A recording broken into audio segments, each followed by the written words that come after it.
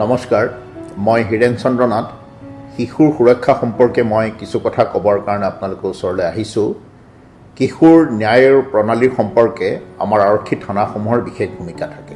আপোনালোকে জানে যে প্ৰত্যেক থানাতে একোজন শিশু কল্যাণ আৰক্ষী বিষয়া থাকে। তেওঁৰ প্ৰধান দায়িত্বই হৈছে আৰক্ষীৰ সম্পৰ্কলৈ হোৱা শিশুসকলৰ অধিকাৰ সম্পূৰ্ণ ৰক্ষা কৰা।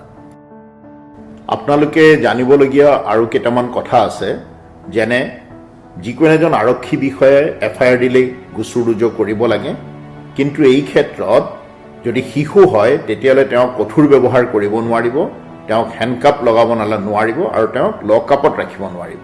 তাৰ বাহিৰেও এজন শিশুক জবানবন্দী থানাত ল'ব নোৱাৰিব। জবানবন্দীটো শিশুটোৱে য'ত আৰামবোধ কৰে সেই তেনেকুৱা ঠাইতে ল'বলগীয়া হয়। এইখিনিতে আৰু এটা গুৰুত্বপূৰ্ণ কথা হ'ল যে শিশু এজনক কেতিয়াও আৰক্ষী থানাত ৰাতিটো ৰাখিব নালাগে। এই ক্ষেত্ৰত যদি শিশু এজনক ৰাখিবলগীয়া হয় তেতিয়াহ'লে জিলা শিশু সুৰক্ষা বিষয়া বা চাইল্ড লাইনৰ লগত যোগাযোগ কৰি তেওঁলোকৰ তাত ৰখাৰ ব্যৱস্থা কৰিব লাগে।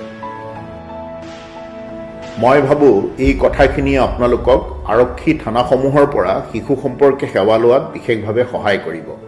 আমি মহানগৰ আৰক্ষী বাহিনীক শিশু বন্ধু আৰক্ষী হিচাপে প্ৰস্তুত কৰিবলৈ সমৰ্পিত।